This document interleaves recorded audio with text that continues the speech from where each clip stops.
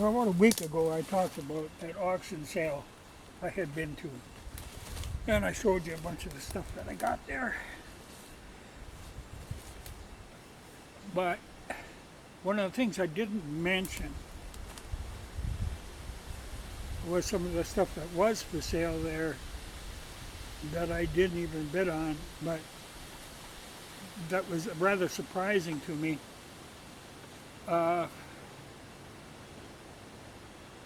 The guy had tons of ammunition. Basically 22, 30-06, and all kinds of 12 gauge. But 22, a real big horde of 22. And there was a wooden case of 7.62 by 39. So I think either he had an SKS that one of his family members ended up with, or it could have been an AK, but more likely an SKS because there was a lot of them around at one time. Well, the 22 that he had, well, there was several pistols too, but nothing of any interest to me. You know, there was like a little Taurus, and you know, it wasn't anything I had any interest in. But the one that I thought, well, I'll keep my eye on this. Though this was difficult because they were running 2 rings all day, so you never knew where they were going to go next. I was jumping back and forth all the time. It was very exhausting sale because of the running the 2 rings. But I kind of kept an eye on these guns. Like I say, there was an 03 Springfield, you know, in 30-06, that was sporterized. It looked like a fairly nice gun. It was in pretty good condition, but it went for like $300. You know, but like I say, it was sporterized, but not horribly. But you know, it'd be tough to bring it back. And myself, I'm not really all that interested in 30-06. Well, the 12 gauge that he had was a Model 97 Winchester. Now, I got one like that. I really like them. They're an excellent gun. It went for like $400. There again, it was in nice shape and probably worth it compared to, you know, what you can buy comparable now. You know, old guns are hard to find or hard to buy now. I know a lot of people who kind of gave up on going to like auctions and stuff like that, you know, because you're not gonna run across a deal like you used to be able to. You know, I thought maybe, see, the 22 was one of the Winchester Model 63s that is the self-loader like what this is, except it's, you know, where it feeds through the stock. So it doesn't have a magazine, but it's got that same, you know, action to cock it. Well, you know, at one time they were very popular. You know, the original one was, I think it was the 03 that used that 22 auto, which they were the only gun that used it. It was like a proprietary cartridge. Though you can still buy them. I wouldn't mind one of them, and I know a dealer makes the ammunition for them. But I thought, well, I'll watch this 63. If I could get it for a couple $100, I thought, well, maybe, you know. That thing went for like $800. Which surprised me, because like I said, they weren't that uncommon. I think, well, I'm pretty sure that the Winchesters that are coming out of Japan, that they make one, because I saw one when it was about a year or two ago in Gander Mountain. They had one, a brand new one, Model 63, and it was damaged. The toe of the stock had been broken off, and they still wanted $1,000 for it. You know, what surprised me at the time, considering, you can buy a lot of 22. If you're getting, like, spend $500, you can get a lot of 22 or two 22s. So I don't know. When I got home, man, I did look on Gun Broker, and there's people asking a lot of money for some of them, but I don't know that they're getting it. I was surprised that this one went for so much.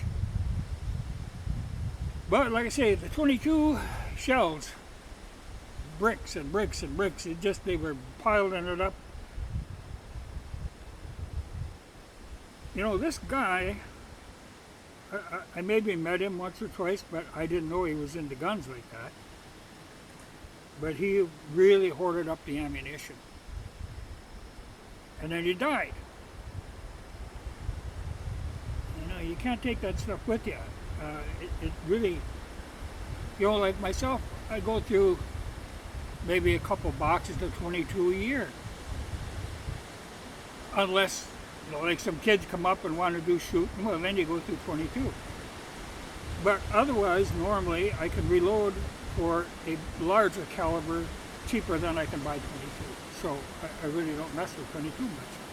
Except in a little,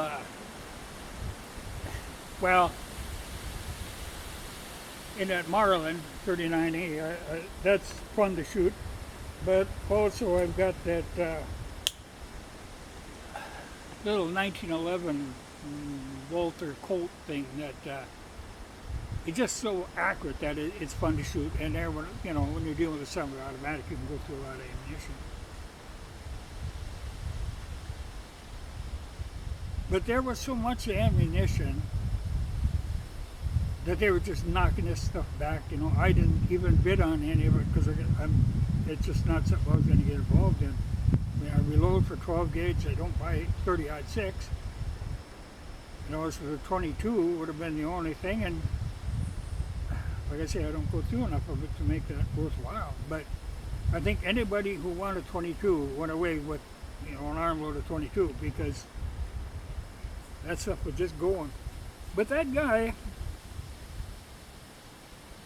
he had like oil, cases and cases of oil, every kind of oil you could imagine.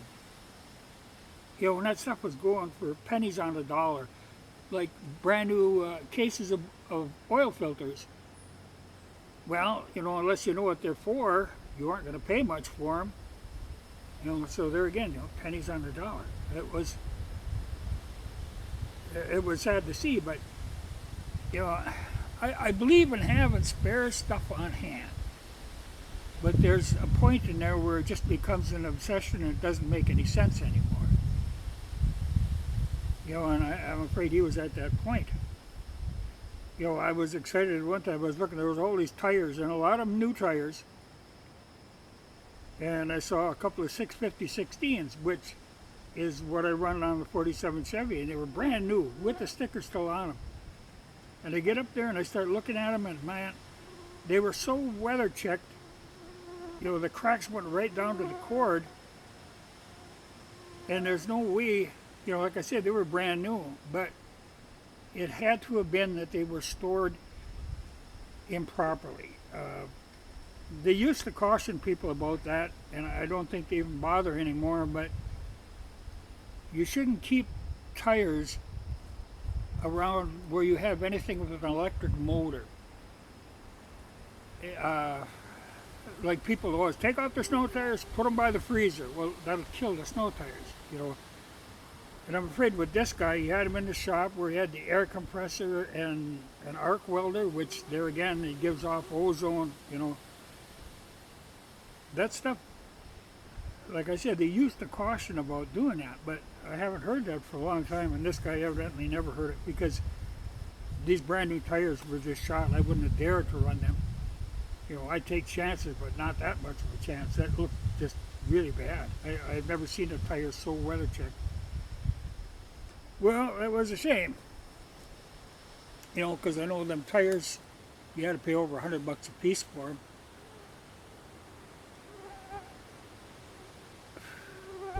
But anyway, like I say, this 22 self-loader, that interested me. Like I say, the original one used that 22 auto, But that Model 63 was updated to use the regular 22 long rifle. So I thought, well, that'd be nice because they're a Johnson design, and I like the Johnson designs. I like the way the man thinks. He was Winchester's in-house guy, and he did a lot of really good work, often kind of ignored, but a lot of the stuff, I don't know if I should get into this, but somebody sometime should talk about the relationship between Winchester and Browning and Johnson. Like I say, Johnson was the in-house man. And when Browning would come up with a design, he would bring it to Winchester. They would sit down with Johnson and try to finalize this thing, try to hash out the problems. Browning tends to put a lot of fiddly bits in stuff. Johnson doesn't do that. Johnson knows to make things simple. That's where you get your reliability. So they'd always have to kind of revamp this stuff, and then they would have to do all the patent, write all the patent work up for him, because Browning really he wasn't into the patenting thing. So they would do that for him, and then the deal was, of course, they would give him a lump sum for the right to make this firearm that he had. And it wasn't like he'd come in with a model of a gun. He'd come in with drawings or sometimes like a wooden model, He wasn't a gun manufacturer. He was the designer. That's what he was. And that's what happened that broke up that whole arrangement was when he had come up with that auto-loader 12-gauge design that he later sold to Remington. But he come up with that thing, he brings it to them, Johnson sits down, revamp what they need revamped, because part of it is you got to make the thing so that you can manufacture it cost effectively. You can't, it's got to be something that you can afford to make, that you can hope to make money on this thing. So they went through all that, and then they did all the patent. And the tricky thing on this, they knew, okay, an auto-loading shotgun, this is going to be pretty good, should be popular. So they sit down and patent this thing from one end to the other, but always in Browning's name. Johnson wrote up the patents, but it was, in Browning's name. And they get all this done, and then Browning wants it. They always worked on this deal.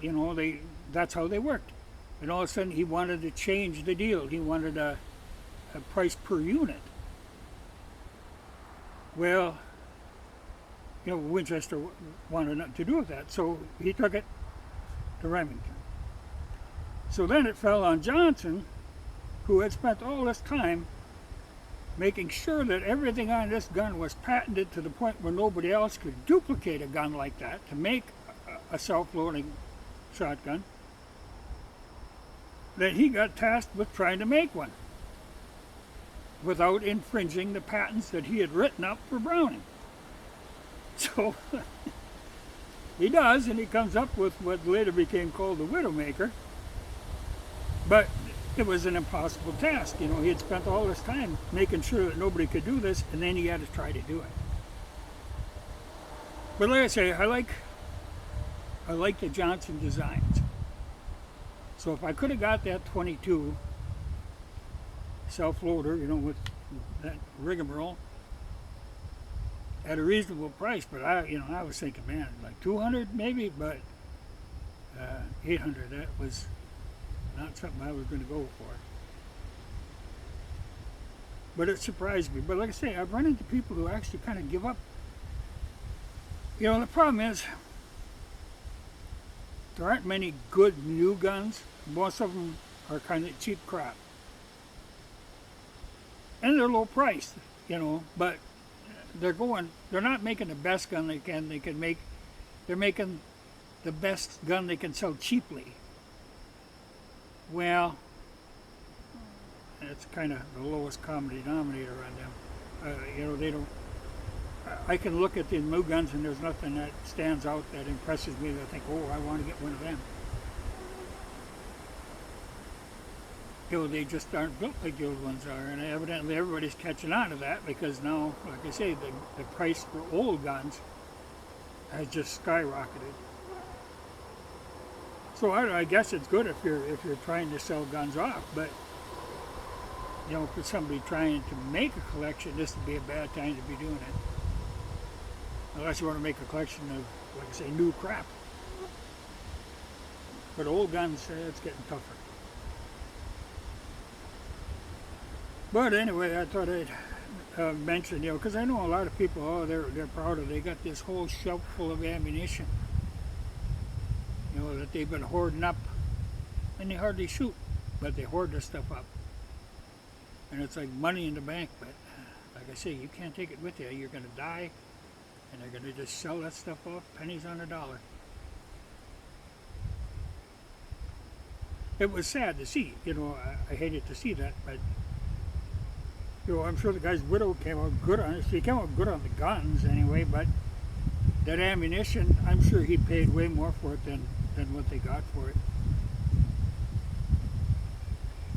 But like I say, I wasn't even bidding on the stuff. I was busy, like I say, ammunition I really wasn't looking for. I was looking for junk, and I got myself junk. But it upset me to see them tires in that kind of condition. So think about that, if you go and park and stuff where you got an air compressor, an arc welder, and this kind of stuff, that's not good for the rubber. Because they were really bad. So they had to be like arc welders. The only thing I can think of that would throw off that much ozone to deteriorate them that badly. But it was a shame, because I could have used to use those tires, but there's just no point buying them when they're that far gone.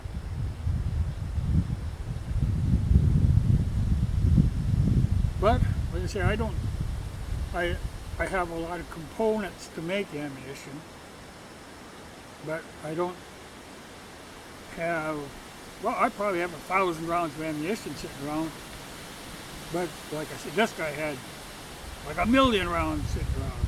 There's no point in that. There's no way he was going to live long enough to shoot that all up. So, like maybe with the 22, maybe he was buying, thinking to resell. I don't know. But, well, anyway, this is my 351 self-loader. And this is one I still get questions on all the time. People want to know, where can you get ammunition? Well, there's a problem. I mean, it comes and goes. Sometimes it's available, sometimes it isn't. Jameson makes the brass. Whenever they make a run of brass, it's like Starline for obscure caliber. Starline will make a run, then maybe not for 2 years. So you just got to keep your eyes open. Though I saw there was somebody besides Jameson putting it out too now, but they were sold out of it. So I don't know any that's available right now. But like for these now, I've got brass stored up ahead, and somebody, I get a lot of questions on these. I didn't think there was that many of them around. But somebody asked about bullets.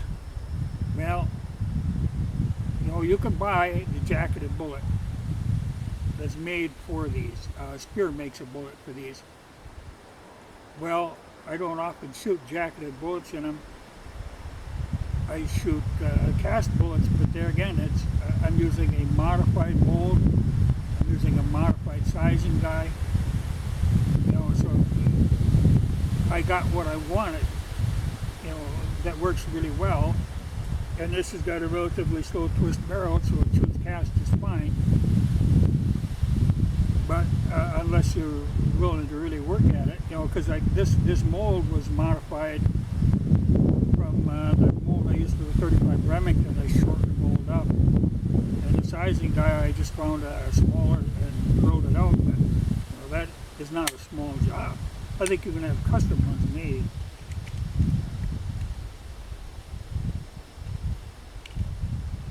But I like this gun. You know, like I say, simple. I like how Johnson thinks. Or thought. It is long gone. But, you know, interesting that, like I say, if the Japanese are still making the Winchesters, the 22 self-loaders, you know, that's cool. You know, if you make a design that lasts, you know, over 100 years and they're still making them. But like I say, they were popular at one time. I don't understand how they got to be so high priced, but you know, a lot of times I don't understand that stuff. It just surprised me. But the good thing is, there isn't any gun I'm really looking for. You know, if I run across something that is of interest to me, but I have, you know, very particular interests. Like I said, there was some handguns there, but there was nothing of any interest to me. I'm really not a pistol guy. I mean, I've got pistols, but, you know, I like 45s, and I like, the Nagant, to me, is an excellent pistol. You know, there was some, like I say, a Taurus, and there was some weird German target pistol. You know, not really into that. Target pistol, that Colt Walther is so incredibly accurate. You know, I can't imagine. You know, and I have that old Harrington and Richardson Sportsman, which again is an excellent 22 revolver. Oh yeah, they had one of them. One of the Heritage 22s that was aluminum framed ones, revolvers. Looked like it hadn't been shot very much, but I didn't even watch to see how much that went for.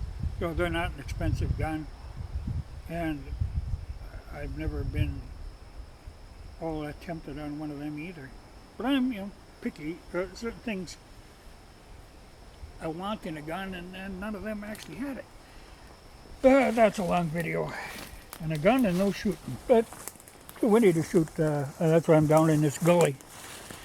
There's no wind blowing down here, but out in the open, geez, windy.